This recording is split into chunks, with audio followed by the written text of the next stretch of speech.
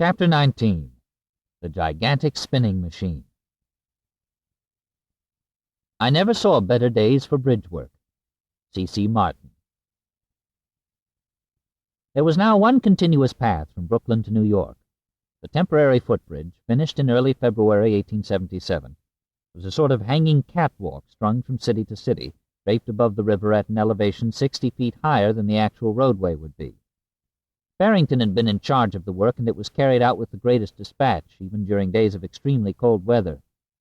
No sooner was the footbridge in operation than the newspapers sent reporters to make the crossing, which a few of them managed to do, with Farrington going along each time as an escort. His own men were never bothered by great heights, he was quoted as saying. "No, sir, no man can be a bridge builder who must educate his nerves. It must be a constitutional gift. He cannot, when 200 feet in the air, use his brain to keep his hand steady. He needs it all to make his delicate and difficult work secure. They must plant their feet by instinct and be able to look sheer down hundreds of feet without a muscle trembling. It is a rare thing for a man to lose his life in our business for loss of nerve." But few of Farrington's first visitors were so constituted. One reporter described proceeding along, step by step, nearly frozen with terror, as though his feet were fixed to the slat floor by Peter Cooper's glue, as he put it. Another wrote, "The undulating of the bridge caused by the wind, which was blowing a gale, the gradually increasing distance between the apparently frail support and the ground, the houses beneath bristling all over with chimneys, looking small enough to impale a falling man, the necessity of holding securely to the handrail to prevent being blown off, produced sensations in the reporter's head and stomach never experienced before." In vain he glanced furtively into his companion's face to detect any signs of flinching on his part. Stolidly the master mechanic kept on, and the reporter fancied once that he caught a backward glance of enjoyment at his discomposure. The customary visitor's entrance to the footbridge was from the top of the Brooklyn anchorage. Beside the short flight of steps leading up to the footbridge, a big sign had been posted. "Safe only 25 men at one time. Do not walk close together, nor run, jump, or trot. Break step. W.A. Roebling, Engineer-in-Chief." From there the footbridge swept upward to the tower at an angle of about 35 degrees. The width of the bridge was just 4 feet. There were wire rope handrails on either side at hip level, but there was nothing to prevent a person from tripping and falling under the handrail, and there were spaces between the slats, big enough to look through, put there intentionally to give the wind less hold. Actually, with its guy wires and storm cables, the bridge was amazingly solid. Though men walking on it experienced a slight rocking motion, in ordinary weather there was very little horizontal swing. Still, Thomas Kinsella was telling people that old John Roebling had said the thing would probably be blown down a dozen times, and to judge by the looks of it, nobody found that hard to believe. Halfway up the walk between the anchorage and the tower was the first cradle, a narrow platform 100 feet long with wooden handrails that was hung on cables like a slender scaffold at right angles to the cables. 5 such cradles had been put up, one between each anchorage and its companion tower, and 3 over the river at equal distances. By all reports they were a good deal more stable underfoot than the sensitive footpath, the main purpose of which was, in fact, to provide access to the cradles, where men would be stationed to see that the wires were hung precisely right and to bind them into strands. Once when Farrington and a reporter from the Tribune reached the top of the Brooklyn Tower, the reporter sat down to rest and to take in the view. But it was then his troubles began. Trinity Church steeple was fencing with Grace Church, the City Hall was bumping into the Central Park Lake, Governor's Island, guns and all, was playing shuttlecock and battledore with Harlem, Beecher's Church shook its windows on top of St. Paul's. The top of the Tribune Tower had fastened itself somewhere and was swinging the building pendulum fashion, and the reporter leaned against the solid tower in dread lest his weight would push it over. One of these first-hand accounts of crossing the footbridge was an entire fabrication, Farrington said later, but he never indicated which one it was. The day the reporter appeared at the bridge, Farrington had told him it was too windy for an inexperienced man to go out. Immensely relieved, the reporter had turned to his paper, only to be told by the editor that he was to get the story wind or no wind, so he had retired to a quiet place, sat down, and drawn on his imagination. On Washington's birthday, about 9 in the morning, passengers leaving from Brooklyn on the Fulton Ferry suddenly spotted two young ladies out on the footbridge. There was no hesitation or misgiving in the demeanor of the ladies, according to one account. On the contrary, they stepped out boldly without the use of the handrail. Everyone on the boat began waving and calling, as the girls, accompanied by a man and two boys, headed for New York. As was learned later, the girls were the daughters of C.C. Martin, who was the man seen accompanying them. The boys were his sons. They were, as the papers all noted, the first women to make the crossing, but the fact that they had been allowed to do so struck many people as utter lunacy. While Reverends Doctors Storrs and Buddington and several excellent ladies are moving in the matter of providing a new insane asylum for this city, wrote the Eagle, a considerable number of our people are providing the necessity for such an institution and their own fitness to be life occupants of it, by crossing the footbridge without call, without necessity, out of no business or artistic impulse, and from sheer foolhardy and peripatetic cussedness. Something like 100 people crossed the footbridge that same day. They were able to go right up onto the anchorage and go out onto the footbridge. There were no gates to stop them, no guards on duty. But Martin's daughters were the only ones to cause any kind of popular stir. "Beauty on the bridge," ran one headline the next morning, and the New York Illustrated Times published a panoramic engraving of the two, their silk scarves and heavy skirts whipping in the wind, stepping nimbly out from the tower, as high as the clouds, a gentleman in a derby showing them the way. Enough of a fuss was made over the incident that Henry Murphy decided all visitors would henceforth be required to apply for a pass. This was supposed to put a stop to the traffic, and it did temporarily. For now there was too much going on in preparation for the cable spinning for there to be room for anyone on the catwalk who did not belong there. Outside the Brooklyn Anchorage Yard, in the vicinity of James and Front Streets, workmen were tearing down old houses to make room for an expanded storage yard for the wire. The air was filled with dust and noise. Rubble was piled in immense heaps, enough brick, it seemed, to build twice the number of houses being torn down. Old women in shawls and street urchins came daily to gather whatever firewood they were able to carry off. Inside the anchorage yard, both back and front, every foot of space was taken up with heavy timber frames about 6 feet high, where the wire coils were hung out to dry after being coated with oil. The wire came from the factory galvanized but not oiled. This was done inside a low shed on the Front Street side of the yard. The coils were simply dipped into a trough of linseed oil, a two-man job. On top of the anchorage, inside an enormous covered shed, was a wilderness of big wooden drums, mounted upright in vertical timber frames, like a convention of water wheels, as someone remarked. Each drum was about 2 feet in width and 8 feet in diameter, but mounted as they were clear of the floor, they stood nearly twice as high as a man, and they had handles all around their outer rims, exactly like a ship's wheel. Also standing to the rear of the drums on the floor in a horizontal position were a number of smaller reels, built along the same lines, but only half the diameter. Once a coil of wire had been dried out sufficiently in the yard, it would be hoisted to the top of the anchorage, where it would be wound first onto one of the small horizontal reels, then onto one of the big upright drums, the wire going on as smoothly as thread around a spool. It was from the big drums that the wire would play out over the bridge, in much the way a fishing line goes from the reel at the handle out along the rod. Since a coil from the factory constituted only a few hundred feet of wire, innumerable splices had to be made before the wire was wound onto the drums. It was essential, of course, that every splice be as strong and weather-tight as the wire itself. It had taken 2 years of experimenting and testing to develop the system settled on. A galvanized steel ferrule 2 inches long and about as thick as a lead pencil was double-threaded inside at both ends, one thread to the right, the other to the left, and corresponding threads were cut on the ends of the wires to be joined so that the same turn of the ferrule would screw both ends at once. The ends of the wires were also mitered, so that once the wires had been screwed tight, they could not twist. With the help of a small vice-like apparatus, the wires were held together and the ferrule was put on, great care taken to screw it straight. The sharp edges of the ferrule were then beveled, the joint was cleaned of dirt and oil and dunked into a small ladle full of melted zinc to give it an overall galvanizing. That done, the joint was coated with red paint. In this way, coil after coil was spliced and run onto the big drums as a single continuous wire. On each drum there were 52 coils, or nearly 10 miles of wire. Once things really got going, it was expected that the cable-making machinery would consume some 40 miles of wire a day, or about 4 drums a day. So for months the work crews were kept constantly busy drumming up wire.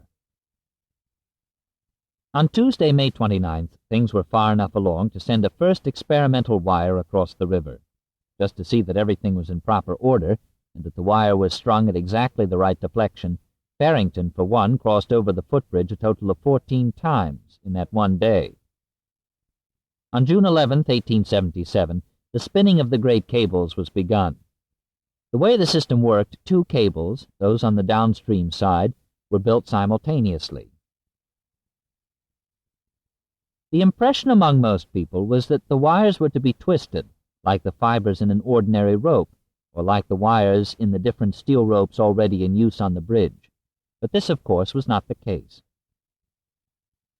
In the first place, it would have been impossible to twist such a mass of steel over such a distance, and even had it been possible, twisted strands would have less strength than those laid up parallel, all in line, as these were, like a bundle of rods, and compacted into what would in the end be essentially a great curved bar of solid steel.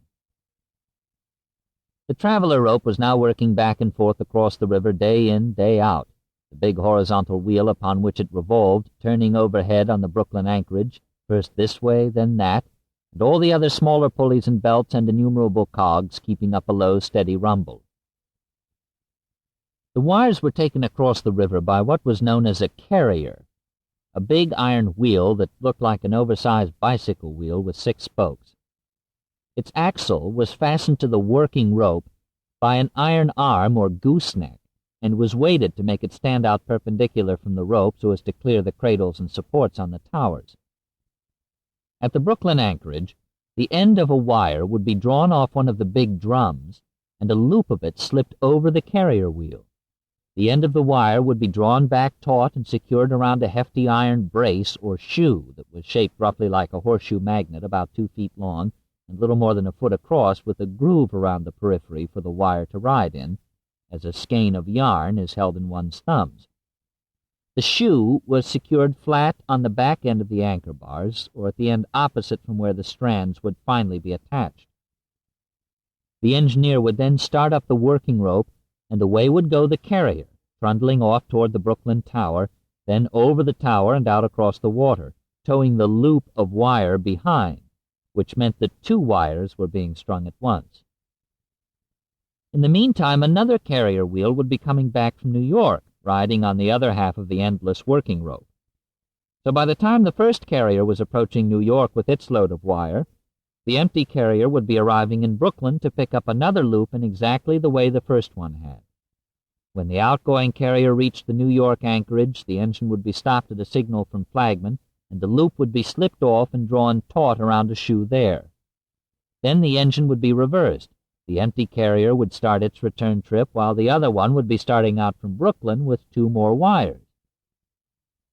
And so it went, always with one carrier going as the other came back, the 2 of them in turn constantly towing over big loops of the same unbroken wire that kept playing off an enormous upright drum, until a whole strand was built up. Hundreds of wires in unbroken continuity, with uniform tension and with exact parallelism between all of them. With everything working right, it took the carrier about 10 minutes to make the full trip from anchorage to anchorage. Along the way, men were stationed on the towers and cradles to watch the progress of the traveling wire and to see that each wire was positioned with the proper sag and tension. As the running wire went over the tower, pulled by the carrier, a man would lightly guide it with his hand to keep it from chafing against timbers or masonry. Another man would catch it with a great pair of clamps that were attached to a block and tackle, and with this he would draw up the slack until the wires from the tower back to the anchorage hung with exactly the same sag or deflection as the others. From the cradle halfway between the anchorage and the tower, men called regulators would signal just when to stop, then fit the new wires up against the others, signal again, and one of the towermen would immediately mark the wire with red paint where it passed a similar mark on the other wires, exactly at the point of crossing the axis of support. Similar marks would also be made at the cradle. Then the towermen would turn their attention to the riverside, where the same system would be repeated, with the regulators on the 3 river cradles going through the same motions as their turns came up. So by the time a loop of wire reached the New York anchorage, it would be thoroughly regulated, its sag properly adjusted all along the line, and the paint marks provided a ready index of any slip or strain that might need correcting. Once a strand had been completed, pairs of workmen would go riding down from the towers in buggies, compressing the wires into a cylindrical form with big clamp tongs and applying temporary seizings, bindings of soft wire, every 15 inches or so to hold the strand together until all 19 strands of the cable had been strung and could be clamped into one compact unit. The buggy was nothing more than a pine wood trough, about 10 by 6 feet, with a side rail, and was suspended from overhead trolley wheels that rode nicely along the bundled wires on which the work was being done. The men would merely let themselves down from the towers by letting out a long rope. During the time a strand was being made, it hung higher than the ultimate position of the cable it was to be part of. At mid-span over the river, the difference in elevation was 60 feet. This not only kept the wires well above the topmasts of passing ships, but nearly doubled the tension the wires would have at the lower level, the deeper sag, and that helped straighten any crooks or kinks there might be and further tested the strength of the wire. Once the seizings were completed, the strand would be unhitched from the temporary fastening at the anchorage by a powerful block and tackle, let forward carefully into permanent fastenings at the end of the anchor chains, and also lowered into the saddles on the tops of the towers. It was basically the same system used at both the Niagara and Cincinnati bridges, only here, as with everything else, the work was on a far bigger scale. Judging by previous experience, Roebling estimated that the time needed to make the 4 cables would be about 2.5 years, taking into account that much would depend on the weather. Sometimes wires would break when partway over the river.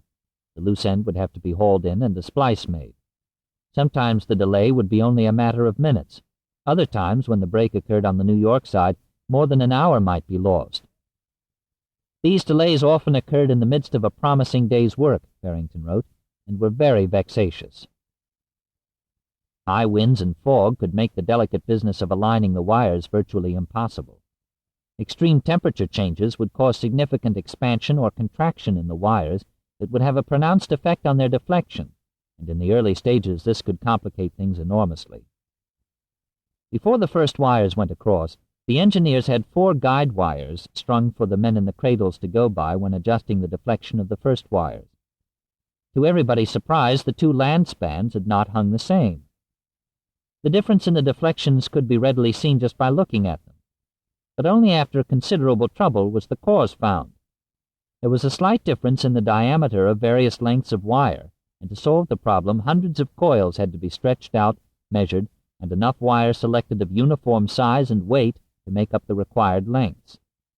After that, the weather had to be watched for periods of perfect calm, during which time the necessary adjustments could be made to a hair's breadth.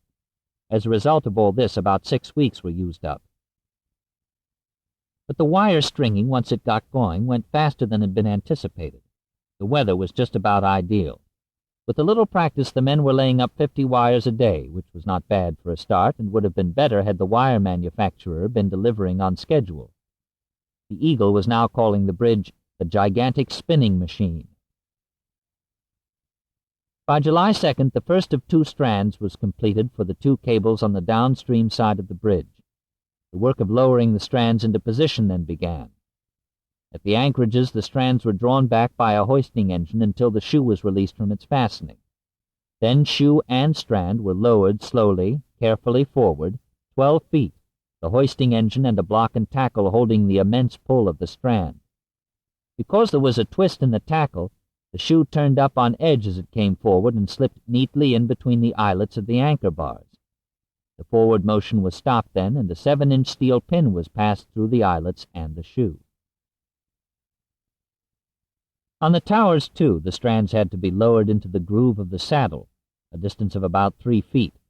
This was done by 8 or 10 men working on a capstan on a platform built over the saddle.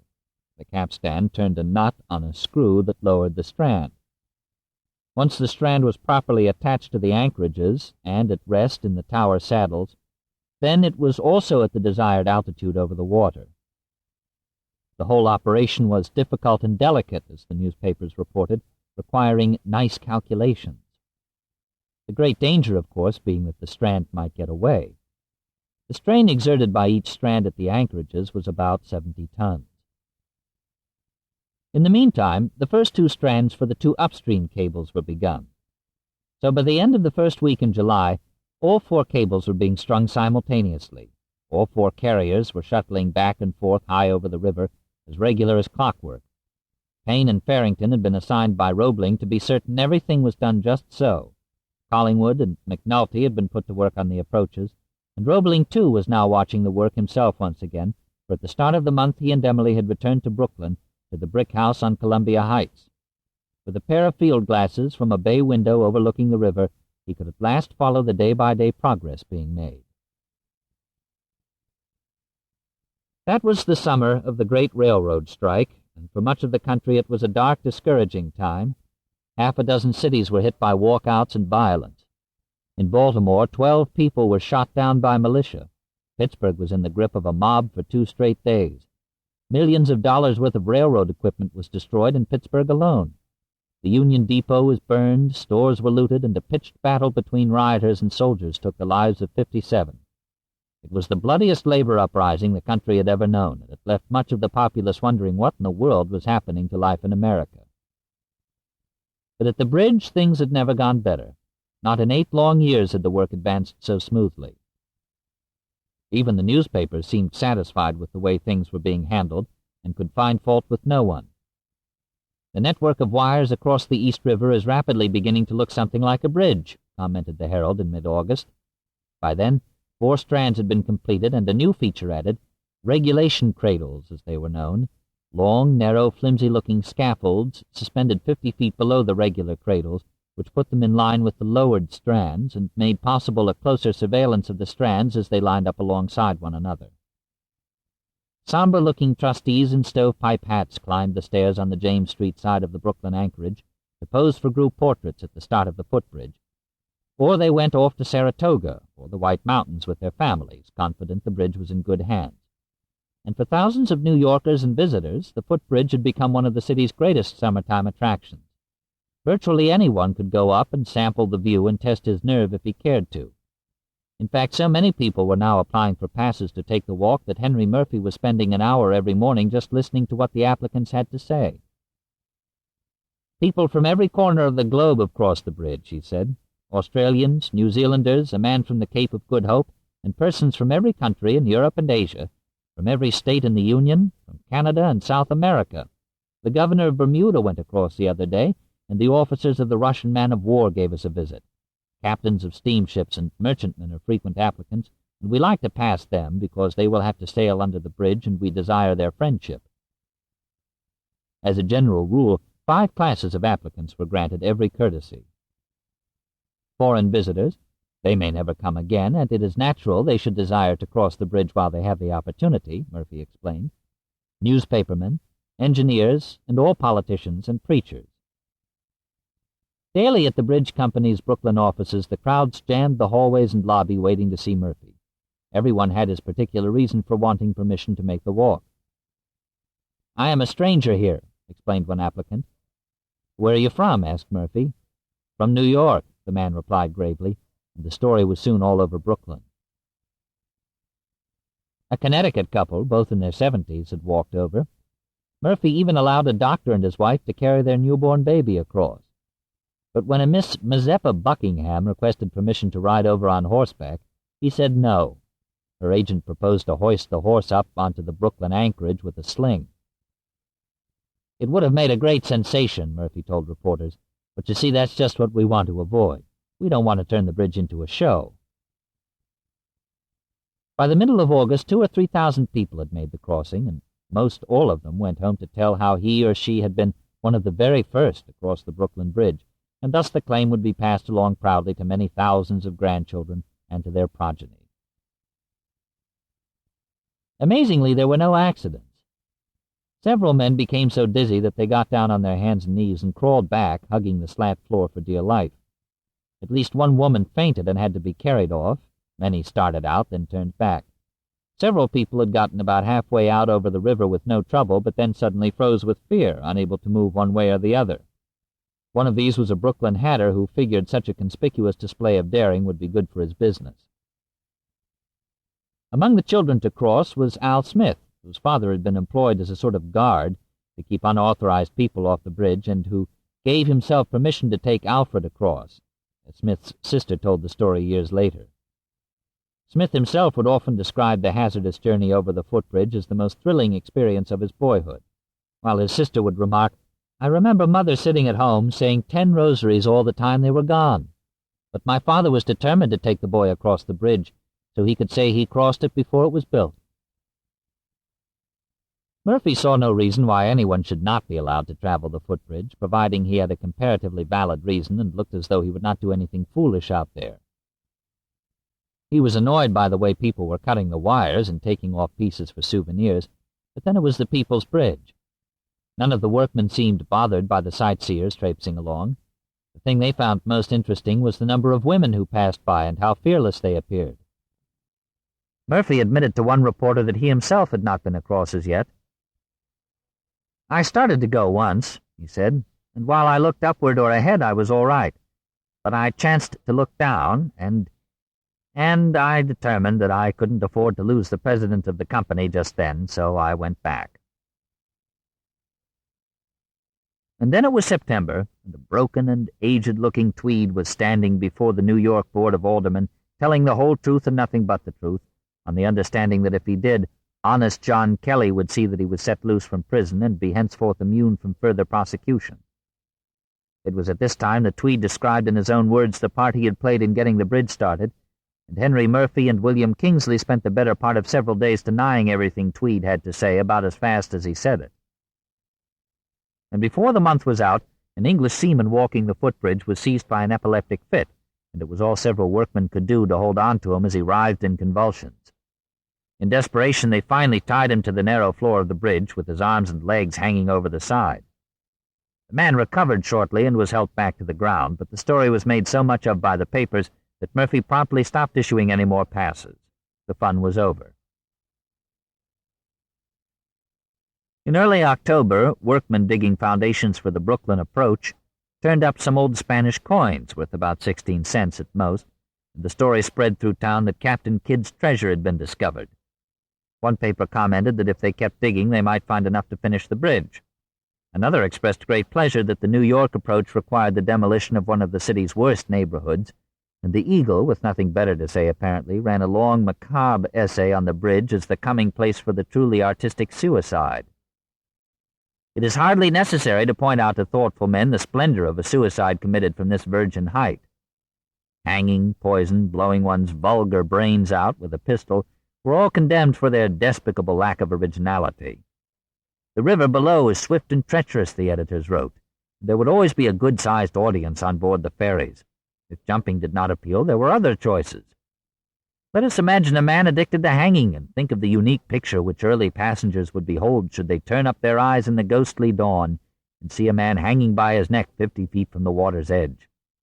A little ingenuity would enable him to so affix one end of his rope that he could not be cut down for hours and could oscillate before the eyes of an admiring though horror-stricken crowd of thousands. Even poison, shooting, and stabbing would have some style, the editors concluded, if done from the Great Bridge. In October, a well-to-do New Yorker named Henry Beers, a spokesman for the so-called Council of Political Reform, announced that he was joining the cause to have the bridge stopped. It was nothing but a flagrant waste of public money, he contended, and a serious hazard to navigation, which was the same claim being made by a warehouse owner named Abraham Miller, who had decided to sue the bridge company. English law, said Beers, who was assisting Miller, always held rivers and oceans sacred to seamen. But the old buildings kept coming down inland from the New York anchorage as the path for the approach pressed toward City Hall Park, and out over the river the carrier wheels, glistening in the sunshine, kept spinning along faster than ever. Never had he seen such weather for bridge building, C.C. Martin said. By November, 22 strands were in place.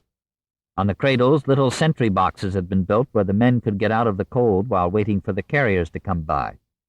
In the sheds over the saddles, wood stoves had been installed, and the men were wearing heavy mittens and shoes of buffalo hide. On Thanksgiving Day, one of the wires snapped. It was considered a small matter. Nobody was injured, and the newspapers heard nothing of it, but Payne decided to send a section of the wire over to Roebling for him to take a look. "It is as brittle as glass," Roebling wrote back to Payne. "The first question arises is how much of this same brittle wire has been going into the cable without our knowledge, and secondly, what steps must be taken to prevent its reoccurrence? Is it due to a wrong system of inspection, or what is the reason in your opinion?" Roebling also broke off several pieces of the wire and put them in with a letter to Henry Murphy. "This is what Mr. Kinsella is pleased to call the best," he wrote angrily. "In reality, it is worthless, and the most dangerous material that could be employed. How much of this poor wire has been going into the cables, I do not know. Can I be held responsible for that? It is scarcely right that the engineers should have to be acting as detectives. I see but one way of preventing such wire being run out, and that is to double the number of inspectors at the contractor's works." If Murphy read Roebling's letter to the members of the executive committee at their next meeting, or to the trustees, there is no mention of it in the official records. Kinsella and Roebling were running head-on once more. Bessemer Steel had become a bone of contention again, exasperating the engineers no end. No issue, it seemed, ever stayed resolved for very long. This time the argument was over the suspenders, the wire ropes that would hang down from the cables to the roadway. Roebling had decided that Bessemer wire would do perfectly well, and that was what he specified, but at the last minute, at Murphy's urging, he had had the word Bessemer scratched out of the printed specifications. Again, steel wire was all that was called for. Kinsella had been furious, exclaiming in the editorial columns of the Eagle that cost was no factor here, that no chain was stronger than its weakest link, etc., etc. The engineers had no business deciding such matters alone, he said, and when John A. Roebling's Sons, the lowest bidder for the suspenders, was awarded the contract, Kinsella wrote that it was solely because Washington Roebling wanted it that way, and that the contract should have gone to a Brooklyn firm, unnamed. Henry Murphy was quoted as saying that Roebling had nearly died when the earlier contract was awarded to Haig, and that he, Murphy, had no wish to see that happen again. "All of which is bosh," responded the Brooklyn Union and Argus. "We have as much sympathy for Mr. Roebling as other people, but we submit that this work is entirely superior to any man or all of the men concerned in its construction, and it cannot, nor any part of it, be subordinated to the whims, fancies, or caprices of a sick man." The paper refused to let the matter drop, writing scornfully of Roebling's power and of the stupidity of the stupendous enterprise being wholly committed to a single brain, which is extremely liable at any moment to be stilled forever. The sick man, meanwhile, had had a powerful telescope mounted at his window and trained on the bridge. As for the things being said about him in the papers, he had no comment. He would not see reporters. Late one Saturday afternoon, shortly before Christmas, there was a bad accident behind the Brooklyn anchorage. Masons were finishing up a series of arches, set on big, square brick piers, that would support the roadway of the approach inland from the anchorage. The foreman noticed a great crack in one arch, about 25 feet above the street, and immediately ordered the men down off the work. But one man standing below never heard the warning, and when the arch gave way, he was buried. The men started digging frantically through the rubble, and in about 10 minutes they found him, so badly crushed that he would have been difficult to identify had they not known who it was. The body was covered with a sheet of canvas and carried to a tool house. A big crowd had gathered around by then. The area was one of seeming chaos even under normal conditions, with heaps of brick and stone all about, swinging derricks and their countless ropes, cement machines, scaffolds, great half-dug pits, and 60 or 70 men busy at one task or another. But now things were out of hand. Somebody began saying the other arches were coming down. There was a panic, and the crowd went surging in every different direction, and nobody seemed to know what was happening. Then somebody was saying something about one more man trapped under the debris, so half a dozen volunteers started digging again, and the crowd rushed back to watch, fully expecting to see the rescue workers buried next. By this time, too, the news had spread over to Fulton Street that a lot of men had been killed, and the crowd coming from that direction was so big that the police had trouble holding them back. No more arches fell and no other bodies were found, but an investigation was immediately called for, and there was great public sympathy for the victim and his family. He was Neil Mullen, a Brooklyn man and a widower with 6 children. A coroner's inquest established that the centering, the temporary wooden supports used under the arches, had been removed before the mortar had properly set. The Brooklyn approach was McNulty's domain, and McNulty, who testified at the inquest, looked to be pretty much at fault. Roebling was infuriated by the whole affair. It was exactly the sort of thing he might have prevented had he been on the job. "The brick arch fell because it had a right to fall," he wrote bitterly to Henry Murphy, who felt, understandably enough, that he ought to have an explanation on hand from the chief engineer. "Every arch, be it round or flat, must fall if its thrust is not met by an adequate lateral support," Roebling lectured. "The real accident was not so much that this arch fell as that the other one stood. As to the matter of responsibility, I am primarily responsible because it is my business to see that everything goes along right. Mr. McNulty is secondarily responsible because he was the engineer directly in charge of the construction, and because he did not sufficiently heed the special warning I gave him about this very thing some weeks before its occurrence." McNulty had told Roebling he did not know why he had removed the centering. "Ambitious natures are apt to be overconfident, and to shrink from asking counsel of more experienced persons for fear their infallibility might be impugned," Roebling wrote Murphy. "Time and age cures all this." But then he added that the real explanation might be simply that McNulty was overworked. Roebling could appreciate the problem. He himself was doing more now than he had since the long, difficult winter before the centennial. For a great many people it might have appeared that his real work was nearly done. The engineering involved, the planning, and the decision-making ought to be all but over, it would seem, now that the towers were up and the wire was going across. But it was not that way. Nor did Roebling by any means have everything all figured out. In the public mind he had become a thorough mystery, a tragic victim of his own wondrous creation, cursed perhaps like his father before him, remote, hidden, maybe a little mad, seeing everything and yet never seen. It was said he was so crippled that his wife had to feed him, which was partly true. It was said the disease had affected his mind, which was not true. And still, from a chair behind a distant window, he could raise towers of granite and spin steel through the sky. But for the man himself, every detail was a personal concern, and no answers came easily, despite the things said about his genius. Nothing could be taken for granted, especially now after the accident. Nobody could be trusted completely. Anybody might let him down, including his father. At the moment he was wrestling with the design of the enormous truss that would stiffen the roadway, and wondering whether to make it of steel instead of iron as his father had specified. He was not sure either if his father had made the truss big enough. He delegated Payne to find out all he could on the latest advances in steel-making. He wrote to Hildenbrand day after day, pouring out his own thoughts, his doubts and questions for pages. "There's so many points to be considered, so many conflicting interests to be reconciled on the parts of the truss, that it is perfectly bewildering to pick out the best thing. For example, I want to reduce the aggregate weight so as to keep down the pressure on the masonry.